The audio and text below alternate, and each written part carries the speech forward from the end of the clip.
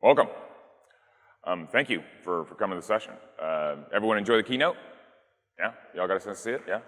Good. You're clapping for that, not for me. It's for them. I'm not going for fake applause. It's cool. Yeah, a lot of exciting stuff. Obviously, that was just day one. More to come tomorrow, obviously. So it's gonna be a big week for us. Thanks again for making the trip. It's obviously a huge week of the year for us, and I know it's a big effort to come out here. So thank you. My name is Matt Tavis. I'm a solutions architect at AWS. I was lucky enough to join Amazon 10 years ago next month. So came in early days and got to see the whole platform evolve, and it's been a great journey for me. And most of my time in the last 5-6 years has really been working out in the field with partners and customers, providing architectural and technical advice about how to get the best out of the platform, how to do things the AWS way or the cloud way or the most efficient way based on what your business is.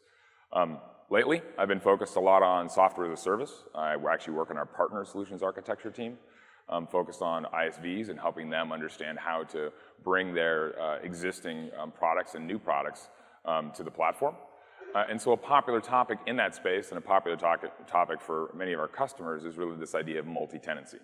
How do I build an architecture on top of AWS that isn't about a single install, per tenant?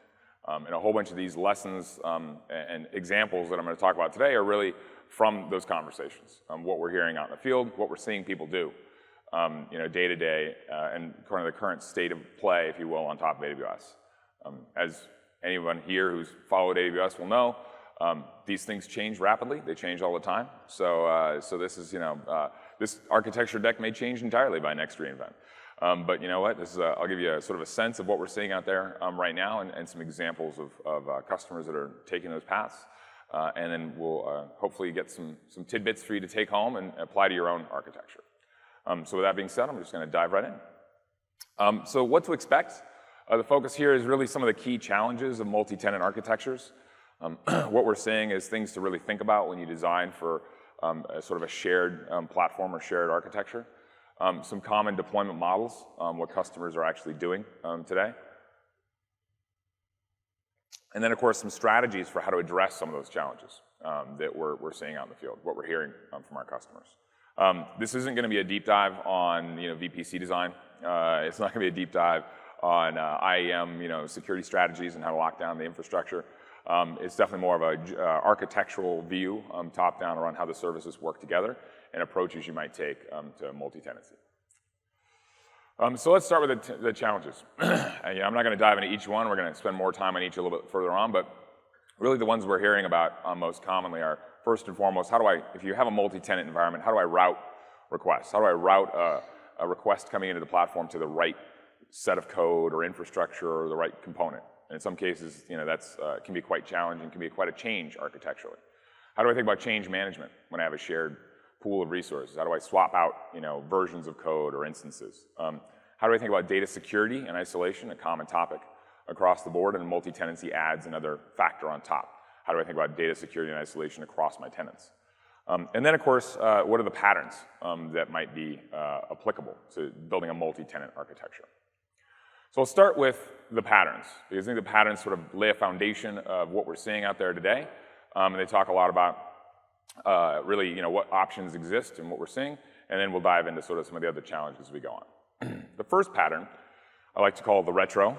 It's still alive and well, multi-tenancy as sort of basically a whole bunch of individual tenant approaches.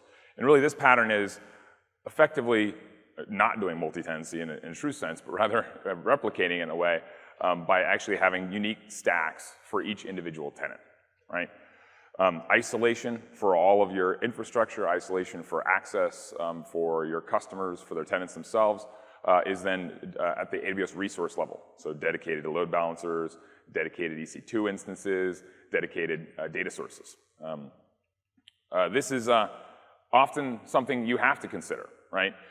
It's not the most exciting multi-tenant architecture because it really doesn't feel super multi-tenant, but fundamentally it is something that customers today still have to consider as a multi-tenant approach for various reasons. One, black box applications. I've worked with many enterprise organizations that it's not possible to crack open that code. The people that wrote it maybe aren't even there. anymore. Maybe the documentation is no longer available. So it's like we have to run it like we run it today. That's how it works. Don't touch it. And that's one common model. You see appliances where somebody has a product off the shelf, they're integrating into an architecture, they don't have the opportunity to change that code.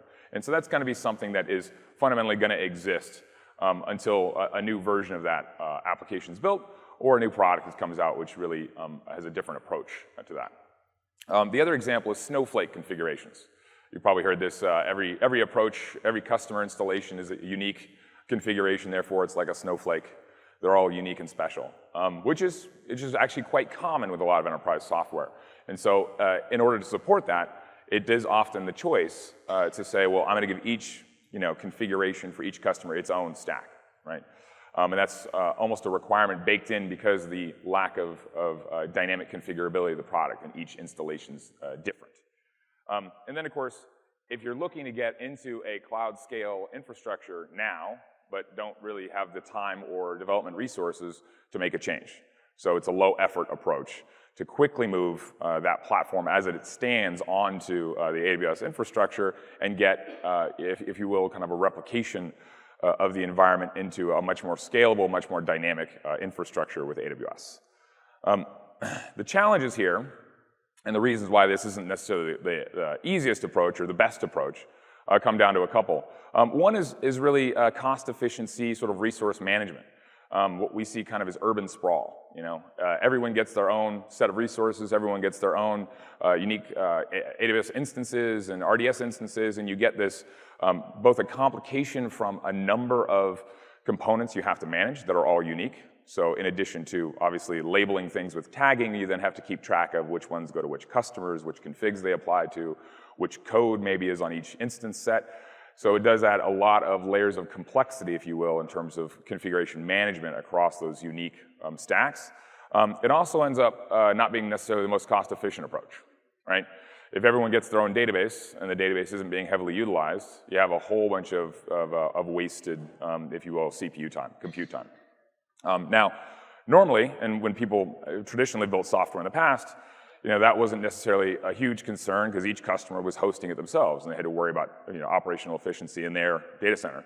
When you're running it for everyone, so you have now 1,000 customers with 1,000 users, you have 1 million users, efficiencies, small gains in efficiency have a huge impact in terms of the overall cost of the platform and running it. So really thinking about how to optimize for that. So that's a challenge with the isolated stack approach. And of course, it really doesn't feel like a modern cloud architecture to take this approach. But it's obviously, something that's valid. Now, the one thing I'll say, I put the big X over it. I'm not a huge fan of this one, but there are reasons why you need to do it. I would argue it's sometimes worth it to fight the inertia and say, I would like to skip over the isolated stacks model and start thinking about breaking that architecture into maybe a more of a hybrid approach or a sort of a slowly maturing or evolving architecture I'll talk about next. Straight up example, this is probably the simplest architecture diagram I could possibly put on the slide. You can see each tenant, whether they be green, white, or blue, will get their own stack, their own load balancer, their own EC2 instances, their own auto-scaling groups, their own data stores, right? Fairly straightforward, makes a lot of sense to get there quickly, but again, not necessarily the best approach for efficiency. And of course, when you're thinking about tracking cost or cost management around this, obviously definitely spend time looking at tagging, and if you don't use tagging today, use it. It's not a recommendation, it's a requirement, please. It helps everyone, trust me. And then on top of that, letting those tags flow through to your detailed billing report. So actually cost allocation reporting is possible through tagging. So now you can see in a multi-tenant approach with individual stacks the actual infrastructure cost per tenant by flowing it all the way through to your bill. So definitely a sort of a pro tip there. Make sure to tag in this kind of an approach. It's definitely going to be an important way to track cost and understand efficiency. The next one is what I call the bridge, right? So as you can imagine, if you have software today, you're going to have a mechanism to get from how it's written now, and maybe it sort of fits into that retro model, to something that might be a little bit more of a modern cloud architecture, right? The bridge is really a hybrid model to sort of get from this retro monolithic, maybe 3-tier sort of snowflake configuration architecture to much more of a modern approach. The trick here is to think about how you can leverage things like containerization with the EC2 container service as a way to maybe deploy lots of microservices or microcomponents, or even slice up the infrastructure to be more cost efficient. The other trick is to think about, now that you're moving to this model, how do I pull things out like request context? And I'll talk about that when we look at the diagram a bit. But now that you're moving to more shared services, how do you think about identifying the requests that are coming through to be associated with unique tenants? So it's a change in the software design and the application design. I'll touch on that in a minute. The reason why you might consider this, well, if you have the retro, if you're on the retro track, but you're looking to modernize, this hybrid or bridge model is definitely a great place to start. Amazon.com, for example, was once a monolithic application. I was lucky enough that I came in after that was not true. But we made that transition years ago, starting in 1999, to a service-oriented architecture. It didn't happen overnight. You had to spend time breaking out that architecture into components. Those components became services. Those services then stood by themselves. So this is really a transitional model from a monolithic architecture to a service-oriented architecture or microservices approach. The goal here is to really start enabling refactoring and then getting some of those shared services as a platform, which can then grow into a more pure shared approach over time. And it's really an opportunity to blend monolithic components. So where you have pieces that you can't refactor or can't change, they could remain in more of the retro architecture, unique instances per tenant, whereas you might have shared services for the things you are refactoring. Some of the challenges, when you're mixing these approaches, you have to think about what's my change management model, right? I have unique instances or unique components that are per tenant related. And for those, I'm going to have to think about how do I rotate that instance or upgrade that configuration at a per tenant level, whereas others are really more in a pool model. So any change I make could affect everyone. So you might have different operational models in parallel at the same time. So thinking about how to split those out, how to redefine your operational approach is going to be a key factor in that. And then living with sort of this split brain approach of partially old school, partially new school. And then how do you marry those two approaches across the organization? Driving this direction, you're going to obviously start thinking about much more automation approaches when you have a shared service pool. So whereas in your maybe retro or monolithic approach, you could think about individual stack management. In this case, you want to think about more automation. How are you deploying the code dynamically? How are you then automating the infrastructure to grow and scale appropriately for the customers? The other thing is how to think about refactoring. So when you're changing this architecture from a single tenant approach, you have to think, how do I refactor the code to understand the distinction between requests coming in at a per tenant level? So historically in an application, you may say, I go in through the front door, I have a load balancer, the requests coming in are dedicated to that customer, that configuration, front to back. So in the front, I might authenticate, and then everything behind it, I don't have to worry as much about authentication because I know they've been authenticated up front, and I've just passed the request layer upon layer. In this particular model, now that you have some shared services, you have to pass that identity construct, you have to pass the actual authorization information, tokens. You have to then enable access control layer by layer. So each of the shared services that sit behind will have the ability to identify, authenticate, and decide how to handle those requests. So it's starting to change that architecture from a request context perspective. An example would be more like this. Green and white and blue can maybe share some components. The green customer, they have dedicated legacy components maybe sitting out front. Right? As you refactor, you move into more now a pool of microservices or multiple services sitting behind. So now, that customer coming in might go into the front end where they have a dedicated set of infrastructure, but then move into a shared service where service one could serve requests from any of those particular customer types. So it is a change. You can tell where architecturally how you recognize requests, how you handle those requests, how you secure data will have to evolve from that dedicated infrastructure to now more of a shared services model. The other thing that's quite common when you start heading down this path is really thinking about how you're going to migrate your data stores as well. So as you're moving forward into a shared services model, you're also going to have to think about how do I access the customer information. And so you might start with, historically, a monolithic approach of a single database instance per customer, but as you evolve, you might say, well, I'm going to move to a shared data store or data model, in which case you might have to put a data services layer over the front of that, right, that recognizes where that data lives and how to access it in a secure and unique way at a per tenant level.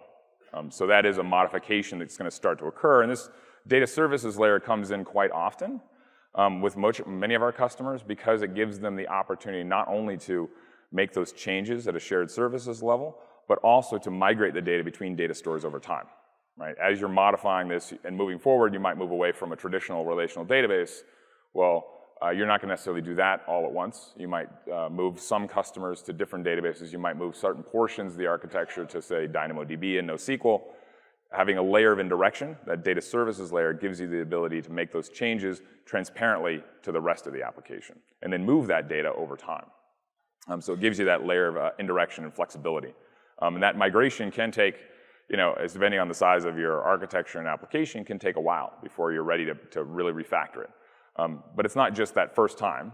As you're running services, you then are going to continue to refactor that over time. So having that layer of indirection data location services will give you that flexibility over time to move that data between stores, to archive it perhaps as it becomes older, and to really manage that data sort of transparently related to the application itself. Now, another thing that's important to note is as you're getting into this kind of an architecture, you're managing multiple layers in the app, you're managing multiple parts. Definitely something to consider here is more of a management service over the top. So something like OpsWorks, for example, which can manage both ECS clusters and also individual layers for the architecture itself. So you have really a management framework over the top, and whether it's OpsWorks or something custom you build, thinking about how you're going to build a management over the top for the multiple service layers to the architecture itself. All right. The third is the pool. So now we're moving from a multi-tenant perspective, we're moving from a shared services model, or from a dedicated infrastructure model to a pure shared services model. In this case, all resources can handle all requests from any tenant. Right? So now this is obviously can be a fundamental change in terms of how you design your software, because now the concept is customer A can send in their request and it can land on instance 2, and customer B can send in their request, it can also land on instance 2. And so that code sitting there has to understand the concepts of which customer it's coming from, what the configuration is for that specific customer, if they're distinct, how to handle that request, how to find the data for that customer, how to then make sure it does access that data securely. So you're really elevating this concept of identity, security, and request context to a first-class citizen across the architecture. So it really is a change from how you write the software, and that gives you that flexibility. It gives you a really much more of a pure sort of cloud-first architecture where each component in the infrastructure is effectively replaceable. It is more of a share-nothing approach. Each component can be added or removed as needed based on traffic, based on load, because each component can handle for its specific service area all of the requests and all of the needs for that part of the architecture. And so that really is a big shift from software design, but it gives you that maximum flexibility and efficiency from a AWS use case perspective. Now, any greenfield app should really sort of think about this as a start point. Right, as a design perspective, especially when you think about that app, even if it's not necessarily designed to be multi-tenant initially, and you're thinking about it's a per-tenant design, designing with multi-tenancy in mind will give you the opportunity to move forward and do maybe a software as a service offering on top of that. Right, so definitely thinking about that, just like when you approach AWS, thinking about scale is always important. Thinking about how you're going to handle multiple versions of your app, multiple customer types over time, and thinking about designing around a multi-tenant architecture day one is going to actually give you that flexibility you might need down the road when you have to then grow that platform across a broader customer base. It's definitely this is definitely embracing all the concepts of microservices, service-oriented architecture that you've probably followed and read about. And it embraces a strong concept of service ownership. When you think about this approach as a pool, what you're looking at is an architecture that is comprised of multiple individual services, each of which has to be entirely standalone and independent and operate on its own. It may not be anything by itself. It may have to work in conjunction with other services to have a real end result for the customer. But the service teams that sit behind them have to think about how am I going to scale that service independent of other services in the architecture? How am I going to secure that service independent of other services in the architecture? How am I going to protect my data sources independent of other services in the architecture? So it breaks the software down into a individual service model, which allows you to compose those services into what you eventually deliver to your customers. So that's really a sort of a change from not just a software design perspective, but also a team ownership perspective. This is actually something we do quite often inside of Amazon. There's a term floats around occasionally, a two-pizza team. If it's too big, if your team's too big, if you can't feed it with 2 pizzas at lunch, yeah. It's not exactly a rule anymore, unless we have really big pizzas. But fundamentally, the idea is you entirely own that service as a service team. You own operational support. You own on-call rotations. You own making sure it's available at all times. You own making sure it's secured and protected from attack, whether even as your own internal downstream customers are making accidental calls to too high volume. So really protecting it and having that service boundary being very explicit. It's a big shift there, design-wise. Some of the challenges here that we see folks go through are, number one, is factoring out all of these concepts of request context, state, data locality. All of these things become either sort of accessed metadata services, or they end up being wrapped by service layers entirely. So request context is something that then flows layer to layer. So if you have state, the second request in a session could go to a completely different set of infrastructure, a completely different server or an instance.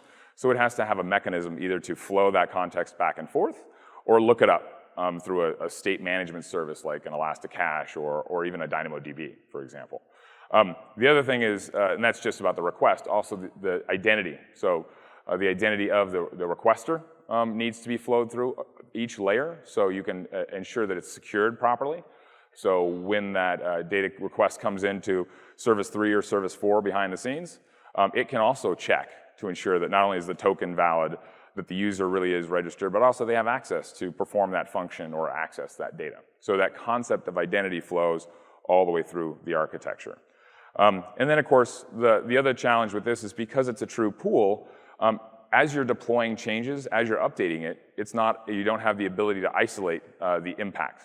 Right? It's any resource can handle any request, therefore any change to any resource could impact any request.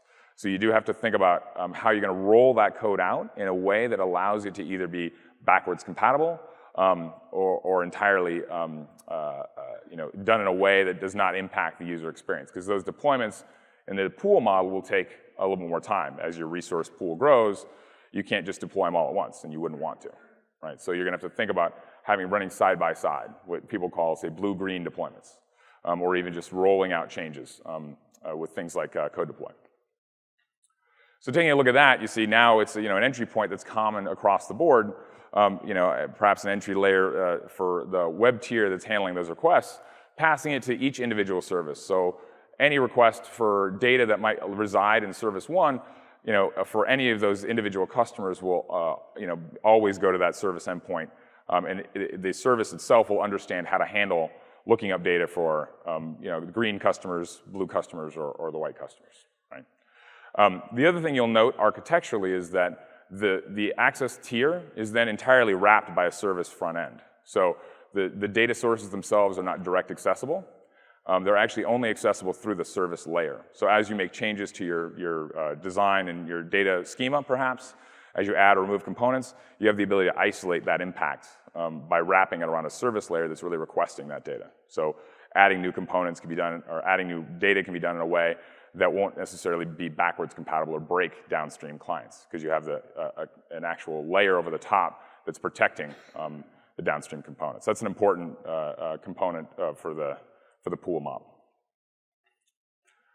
The other one that we're seeing more often, it's actually a little bit newer, is the serverless, which is pretty exciting, the idea of not having to manage servers anymore. I know I was super excited when I found out that EC2 came out in 2006, but I still had to then log into the box and do some administration and change configurations, and I was like, I wasn't too excited about doing that. I moved that job. It made it easier to do that job, but I still had to administer each of those servers. The serverless is saying, let's get out of the business of managing servers at all. Let's move to an entirely event-driven, asynchronous message processing type model. Now, it's obviously going to depend on the customer experience you're going for and the user experience that you need, but ultimately this is becoming much more prevalent even in what some might consider to be synchronous interactions to leverage a completely serverless approach, where all you're doing is, instead of running a fleet, is invoking bits of code through something like Lambda, right? Now, the goal here is then to leverage, obviously, all the scalable AWS managed services as opposed to managing servers yourself. So leveraging things like Dynamo or even RDS, S3 as your data stores, but then having a invocation layer like Lambda where you're not necessarily doing the management of the processing and making sure it's scaled properly for you. That's taken care of dynamically. Now, this is obviously great for a lot of different scenarios, IoT is an example, Internet of Things, batch or event processing, mobile apps, we see this quite often, even in web apps, where they have more of an async processing model where you can make a request through the interface and then simply go back on a polling mechanism to check for updates. So it has very much a synchronous interaction kind of a feel. I made a change, I uploaded something, and then my app goes back and checks for updates on it. So it really is much more of a message-based or asynchronous model, but does give you that interaction that feels more synchronous to the customer, right? So it fits very well with asynchronous-oriented interaction models, but could also be adopted using AJAX, jQuery components in a web interface or in a mobile app, polling back and requesting updates from the servers. Now the challenge here is actually you're moving to a completely transient state, right? Now you don't have a server to log into and check what happened, right? So you have to spend a lot more time thinking about how do I log activity in the code itself? How do I then make sure that all the actions that are taken by my bits of code that are being run for only microseconds are tracked in a way that allows me to see the state of the system and understand what's occurring. So now, if I wanted a dashboard over the top of this saying my current state of play, I'd be able to look and see whether my Lambda functions were registered and available. But if none of them are running, I'm not going to get a green button that says it's up and available. It's going to have to get invoked and see that happen. So you're going to then think more about processing the outputs of the console from Lambda or outputs of logs that you then write to, say, S3 other locations. So it does change the nature of analyzing the current state because of the transient nature of the architecture. And also, it changes the nature of request processing itself, right? Historically, like you look at the pool model, you're passing in a request context. There are parameters being passed in that are being held in memory as the request is occurring. In this, you then are now embedding that identity, that request context into the message itself. So that the next component, the next Lambda function being invoked, will know how to process that request at a per tenant and a secure way. So the serverless could look more like this, where now you have a variety of different types of interactions, whether it be mobile devices, printers is the example there. It could be Arduinos floating around. And ultimately, the goal here is you have multiple ways to feed that in, whether it be through the API gateway, which gives you an actual hosted endpoint that you can make a request to, but then would invoke a Lambda function behind the scenes, or something like Kinesis, or Kinesis Streams, as it's now called, which would invoke Lambda through a hook, ultimately. That could also be S3, that's invoking a Lambda function upon upload of an object, right? So in this scenario, you're really delegating a lot of that work to an invocation engine that takes care of it and getting out of managing the server entirely. The thing is, it's often the case that you can't really get rid of everything that way. So I do have the little elastic beanstalk up there for small pieces. So again, you're decoupling. You may not be able to do everything in this particular model, but it certainly is an interesting approach. The data stores themselves, so something like state management with simple workflow, or DynamoDB could sit behind. Lambda can obviously interact with those, leveraging IAM for access control and things like that. All right, so now we've talked about the patterns. Let's talk about some of the challenges and how you address them. The first is really about request routing and processing. How do I think about routing requests in this kind of an architecture when it's truly multi-tenant? How do I make sure there's sufficient information in that request to process that request in a reliable way that's also secure and is applicable to the specific tenant who's made it? And then, of course, how do I scale that environment consistent with volume? How do I think about growing out that footprint relative to the various pieces? So if we take the retro example, this is fairly straightforward, and this is what I think anyone using AWS today would recognize as a pretty straightforward approach, right? The green customer sends in a message, and of course he's using Postal Service to send it in, so it's a little envelope. And that message just flows straight through the stack into RDS and then is consumed, right? So the routing there is fairly straightforward. It's endpoint based. You're saying I'm going to hand that request to the next layer in my architecture, and then because it's distinct, a blue customer comes in, they go down a completely distinct path for their particular messaging. Now let's compare that with, say, something like the bridge. In the bridge approach, again, you have a legacy layer where a customer might log in for authentication to start a request that's fits in with their old architectural approach to the monolithic app, but there's going to have to be a change in order to process that request properly all the way through to the data store. So as the request comes into the legacy tier, it's then handled as any request has been historically, but now you have to add to that. It actually has to add the identity of the actual customer, the tenant coming in, so that at the service tier, service 1, it's now been refactored to be a shared infrastructure, service 1 can make the choice of saying, oh, this is my green customers. Here's how I handle that type of request, which might be entirely consistent with every other customer, but it also might be slightly different for them. So you have that option architecturally to make that change or make that choice in your shared service tier. Now that service 1 can then, of course, write that data down to the data services layer. Again, as I mentioned before, that data services layer has the option of migrating over time and making changes. So it would also need that identity to know where to put that content, where to store it from an architectural perspective, which database, for example, which table in a shared schema. Maybe some customers might go to different data stores for Redshift or S3, right? In this case, it turns out that one's going to go to S3, and the message is dropped off over there. So that idea of identity and context starts to become a first-class citizen architecturally, and that's how the software changes to support this multi-tenant architectural approach. So I'll just zip this up here. This is the eye chart. Very important for people that are going to watch this again offline later. I'm not going to read every bullet because then we'd have to extend the session by another hour and the next speaker is going to get mad. Can't do it. But I think that the fundamental things to look at when you're comparing these various architectures is, in the retro, because it's isolated stacks, it's a straightforward process to sort of handle those through the layers that are dedicated or the resources that are dedicated to that tenant. Whereas if you get to, once you start getting to bridge, and pool and serverless, what's happening is that request context is then being elevated, and it flows through the entire architecture layer upon layer. Shared resources, can be used in the bridge. They're going to have to understand request context, whereas dedicated in the bridge may not have to know it quite yet. So it allows you that opportunity to refactor over time. But once you get to pool and serverless, fundamentally, the request context is a first-class citizen. The identity of the user, the authentication information, that they have been authenticated and their token for access is valid, needs to flow through layer upon layer.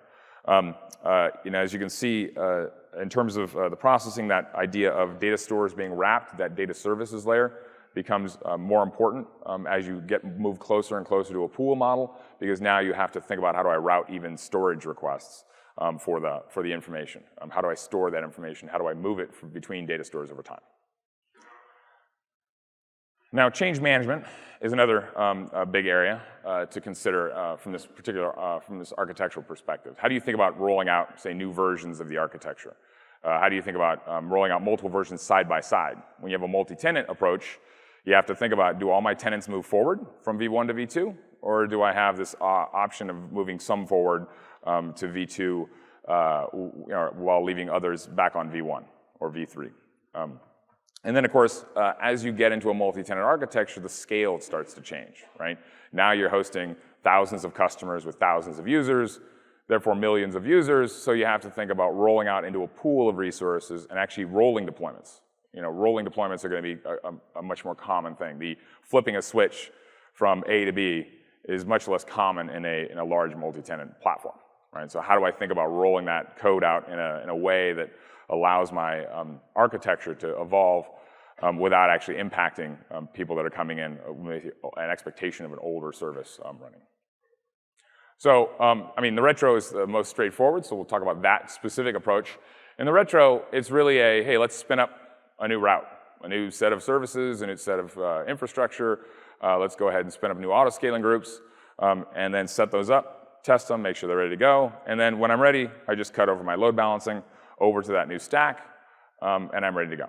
I've completely replaced the infrastructure. And because in this approach to multi-tenancy, it's a dedicated set of resources per customer, you can very tightly control how you roll individual customers forward, right? So, you can go customer by customer if you want to. You can do a large-scale deployment if you want to, whatever makes sense. But you have a lot of options from a straight cutover perspective from a change management approach. When you're done, when it's ready to go, you decided it works, you can just drop the previous resources and you're golden. So now you have this new approach with retro. Now, when you think about the pool architecture, it becomes slightly different. Right, now you have a shared service infrastructure, so you're not going to swap service 1 v1 with service 1 v2, just willy-nilly because you have a whole bunch of people downstream that are relying on it. You wouldn't want to make that kind of a big architectural change snapping a finger necessarily, because you want to have reliability, you want to have availability through the entire process, right? And because it's not just for one particular tenant, it's for all of your tenants, you have to think about how do I roll this out in a way that is going to not impact my customers. So in that case, using something like code deploy as an example, there's lots of other application lifecycle management tools out there. You see what can happen here is you're going to roll out these changes in a rolling update fashion. So now rolling updates come with an interesting architectural challenge, in that now the upgrade is partially done. So now I have some blue containers that are running v3, and I've got some green ones that are running v2. So from a software perspective, there's a couple approaches to this. Either you bake versioning into the API itself, and then upgrade the entire backend, and then upgrade the clients of it by changing version information, how they call the service. That's fairly sort of, if you will, it's not very fine-grained. It's very much a big lever you're flipping from a code perspective.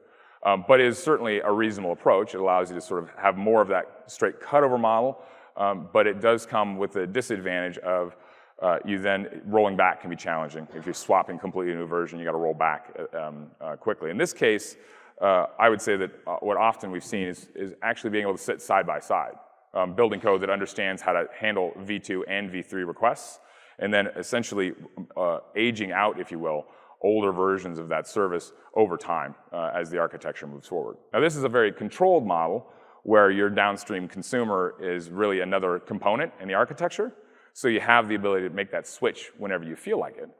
If this were the endpoint that your customers are directly interacting with, you may have to then think about a much longer window during which you actually run things side by side, in which case versioning might be a fundamental better approach if it's a big enough change. Now, as this evolves, the rolling deployment, more of the components, more of the containers get updated. You're now, almost to v3, and then now it's entirely v3 in service 1. The other thing to note here is that I've treated service 1 completely standalone. I might actually have lots of changes in that architecture that I'm making, but I can entirely deploy service 1 as a distinct component. It's treated as its own service, and it should always operate that way. So that means that I'm not going to assume anything about how service 2 operates and how I change service 1. They're distinct components. They're distinct services in the architecture. So that means that my service 1 changes are not going to assume anything about service 2 itself, which gives me independence for how I deploy and roll out those changes. I don't have to make those assumptions and should not make assumptions across those boundaries. In the change management space, as I mentioned, retro, you got the each stack stands alone. I put the sad face there. Well, mainly because that also means each stack stands alone. Like, you're going to have to then manage all of them potentially individually, But even in broad-scale deployments, you're making big changes across a disparate fleet, and possibly having to worry about how config changes vary between environments when you're rolling out different versions. It's a little more challenging. Kind of goes back to that urban sprawl challenge we saw earlier. Now, it does give you some benefits of the idea of straight cutover from v1 to vnext. And of course, that's a good opportunity. Bridge, as you can see, it's in Pool, you start to see where now these are shared services. You're moving to a rolling update model. You're going to start moving to changing components of the architecture independently, rolling out code changes in small increments and rolling them out over a period of time as opposed to all at once. So there's definitely going to be some different approaches to how you write that code and manage that service code so that it actually will live side by side with itself, if you will. In the serverless architecture, actually, interestingly enough, you have to think about this problem as well. And so making, say, an update to a Lambda function could actually happen immediately. It's almost much more like a cutover. So you do have to think about that. Now, there's some caching involved there. So how quickly will that change occur across the fleet is not necessarily entirely deterministic. So that means you have to think about how would I let those, if version 1 and version 2 of a Lambda function could be invoked at the same time, what would the impact be architecturally? You have to think about those being running in parallel. But it is much more of a straight cutover model. And then API Gateway is another component that allows you to make that cutover more distinct if you want. With API Gateway, you can point at Lambda function 1, and then when you decide to cut over, you point the resource of API Gateway to Lambda function 2. Right? So you have a much more straightforward cutover model in the serverless approach. But definitely still keeping in mind that the impacts of how two versions of the app might run in parallel in an invocation model is important to think about. All right, next up, data security and isolation. So data security and isolation is obviously important from your perspective. You want to protect your data appropriately at a per tenant level, but it's also a conversation that many of your customers will want to have with you. This is a common occurrence where I'll be working with a SaaS partner, and what they'll say is, I want to understand how do I present information about how my multi-tenant architecture protects customer data uniquely. So there's no cross-contamination information, that my customers are confident their data is distinct and managed distinctly from other customer or tenant data. So that's an important factor, not just for you design-wise, but also think about how you're going to present that to your customers of the platform. And of course, you want to make sure that data is isolated across the board appropriately, but not necessarily in the model of everyone gets their own database, but rather how do I use the tools inside of AWS to secure that data in a shared storage platform, yet still with uniqueness at a per tenant level. So if we look at the retro, in the retro architecture, you can see the message is coming in, and I'm just going to skip right to the app tier because I feel like it. I don't want to secure every layer, and I didn't have enough animation skills to do it all at the same time, so bear with me. PowerPoint 201, I hear. And what I can do is actually use a key management service and request a customer-specific key for that particular tenant, right? So each tenant could have their own set of encryption keys, and then I can actually apply that. Now, that could be an EBS volume that's pre-encrypted with that customer key, or it could be I'm actually encrypting the data on the fly in the application tier. But I can store the customer or tenant-specific cryptography material in KMS. That allows me to then lock that data and store it there on the disk. The same thing can be done with the RDS layers. So KMS is a generic key management infrastructure that supports things like S3, EBS, as well as RDS. So you have the option here of doing that in cryptography at the right layer based on the customer-specific keys. Now, what's interesting about this, I've already jumped to a multi-tenant approach here from an encryption perspective, because ultimately, as you change this, your customers are going to want to know that you have unique encryption keys that you're managing and rotating for their data distinct from all the other tenants. So the beauty here is, in order to access that data, not only do I have to have access to the infrastructure, I also have to have access to the tenant-specific cryptography and the keys stored in KMS. Now, this model then evolves when you move to the bridge. And in the bridge, now, again, you see we have the message coming into a legacy layer. It slaps on that identity. And then at that identity, it passes it all the way through the data services layer. Now you have it at the data services layer where, again, KMS can be accessed from the data services layer to get the cryptography material appropriate. Now, it could be already assigned to the data store, but oftentimes in this case, you're having a shared storage infrastructure, so you actually are not necessarily letting the cryptography occur at the storage service itself, but rather at a per-tenant level. So that means if I'm going to put this object in S3, I'm going to encrypt each individual object distinctly for each individual customer, even though it's a shared tier. So that means I have to request and query that key material, and then that's going to allow me to store that, in this particular case, encrypted in DynamoDB. Right? So as opposed to turning on encryption at a broad level, at a volume level, or at a bucket level, I'm actually doing a per-tenant level of encryption using the KMS service as a mechanism for storage and retrieval of that key information. So for data security and isolation, it's obviously going to, again, vary by service.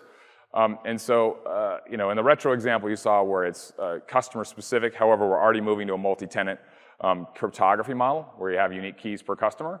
Now, that's not necessarily required from a retro perspective, but definitely something you would start with because it gives you that migration over time to bridge, pool, and other architectures. In the bridge approach, you can see now you're embedding data access and authorization in the individual shared layers, right? So not only is that cryptography material being pulled for encryption and storage, but that authentication of, can I even make that request at the shared service layer needs to be enacted as well. So that previous example was showing how we encrypt the data for storage, but in fact, there's another check that has to go on at that shared service tier, which is, does the green customer even have access to this shared service? Do they have the ability to invoke this particular function on that shared service? So you're doing embedding data access, but also an encryption, but also even authorization and authentication at every tier in the architecture, right? So that's going to be something that you're going to share.